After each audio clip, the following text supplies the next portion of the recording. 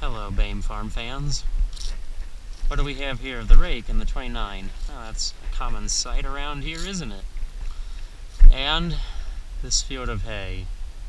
Now, I think I shot some video mowing it earlier this summer.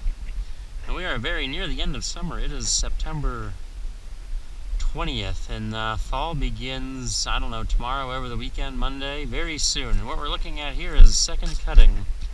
What do we see? Well, it's a little thin on this lower end where it was a little dry.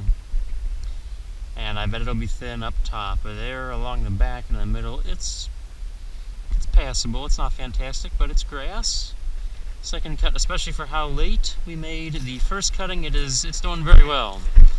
So we're going to set up the rake. This is always the fun part. Kind of guess and check at the beginning. Undo our string. These handles always seem to come undone, or they won't stay where we put them. So we have a handy dandy string with a knot, some sort of knot. Okay, we have it undone. That was not my knot, but it was functional. It didn't come undone. Now the test is to see how many turns we have to go down. And this is mostly guess and check. Now we're going to set it low. It's second cut, and we're going to do something bad. We're going to set it really low to make sure we get as much grass as possible. I don't want it scraping the ground, but unfortunately we may be awfully close. It may not be good to be setting it here on the lawn versus in the field. The terrain isn't the most even. Hope we didn't set it too low, but we'll start with that. If we get down close, we're getting way down in the grass, sort of. I may set it lower. That top side does look like it's set a little deeper, isn't it? We might take this down a turn over here, and this could change after I make, one pass across the field. Now the game plan is there's going to be a lot of raking. We got to get a lot of hay together so we can stuff the baler. If we don't have the baler stuffed, it's not going to make a nice bale. They come out kind of floppy and loose. So we're probably going to rake 6, 7, 8, half the field, not half the field. We're going to be raking a bunch together. Make sure we get enough. We always take this off. I left this on once, and we saw that video where I tried to break the rake. Stupid downhill's not helping us. I should have parked the other way. Slide this on here. Yes, I know you can disengage the gearbox, but you also got to watch your angle of attack here, because being too... That's not lined up, is it? Can we see that? Where's the hole? Hole's right there.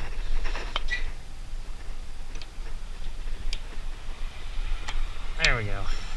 And we've even already started to bend this pin, but not... That's just wear from being in the field. But this grease zerk, from such a severe angle when this is lifted up, has worn the grease zerk. So I gotta replace the grease zerk. It won't take grease because it's not perfectly round. Got our handy dandy rag. I think the rake is mostly set. Turn on the gearbox, that'll be helpful. Slacken the cable means we're on. At some point in the off season, we're going to need probably half a dozen teeth. And when they start getting real shiny at the bottom, it usually means they might have drugged the ground once or twice, and yes, that is, mildly my fault. And I probably picked a bad space to set it up because the ground is kind of humped up in the middle. Well, we're set up. We pull the rake just off to the side. That way we're delivering the hay as far to the left as possible. And that side of the rake is pretty well in line with that tire, so I'll keep the hay just right inside the tire, and the rake will catch it just fine. Trying to maximize our amount of throw over and drive on the hay as little as possible. It's go time.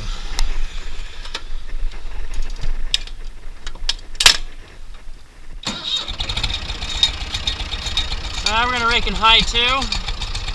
Like to be speedy. Basket's spinning. Now it's going to be hard to get some of this. This is really thin. I was just going through the motions of mowing right here, unfortunately. Now we are picking some of it up. See, we're digging that out of the grass. There's not a whole lot. This is rather abysmal, this first pass. There's a handful of sticks right here. We're going to drive around that. Neighbors had a tree fall.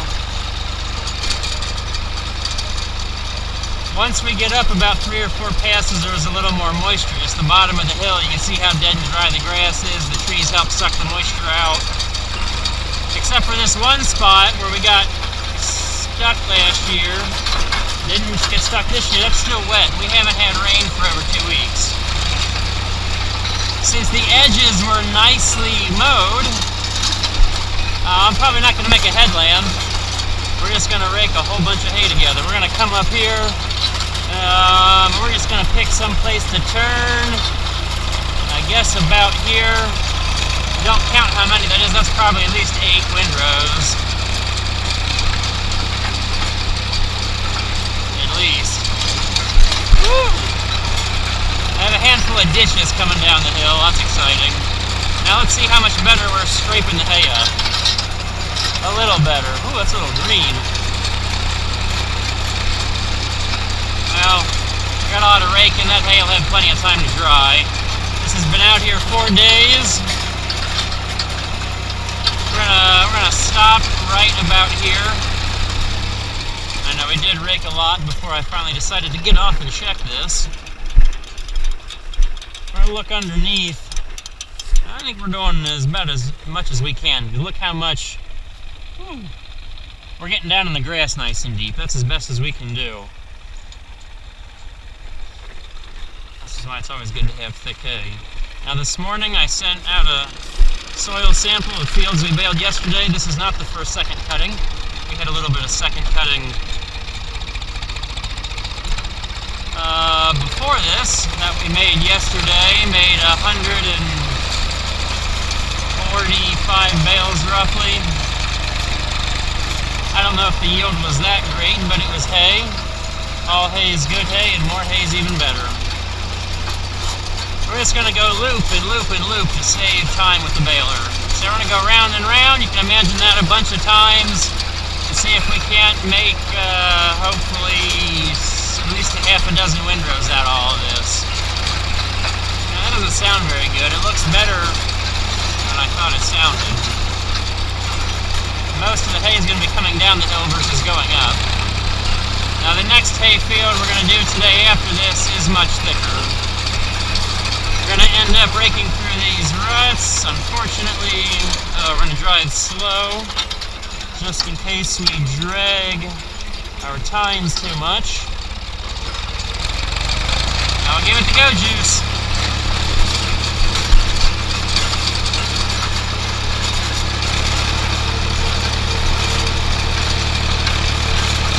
Now as we gain more volume rolling the windrows together, we will start picking up the hay because it starts to, we'll say, weave, I guess is one way to put it.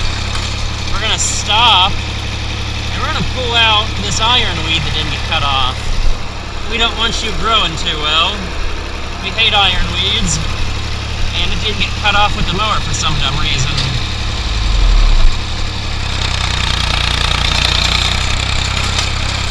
And this whole bottom area is still damp. Yeah, that hay is... Good thing we're rolling this over.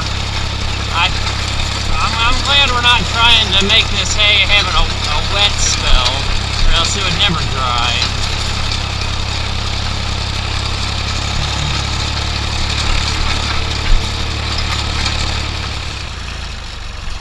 Let's see how many we made.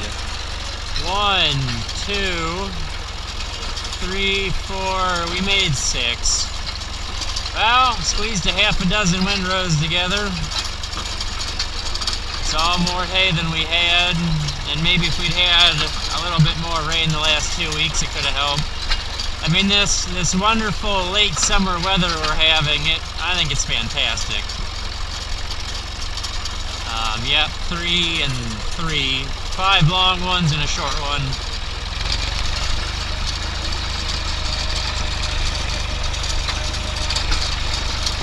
Yep.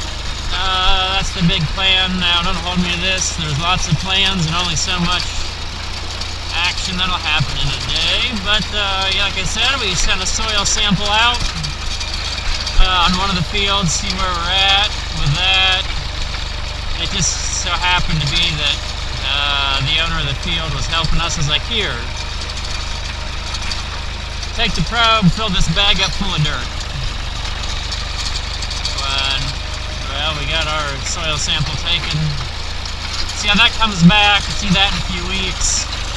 It may be quicker, but you know, the chain of command between the local co-op and the laboratory.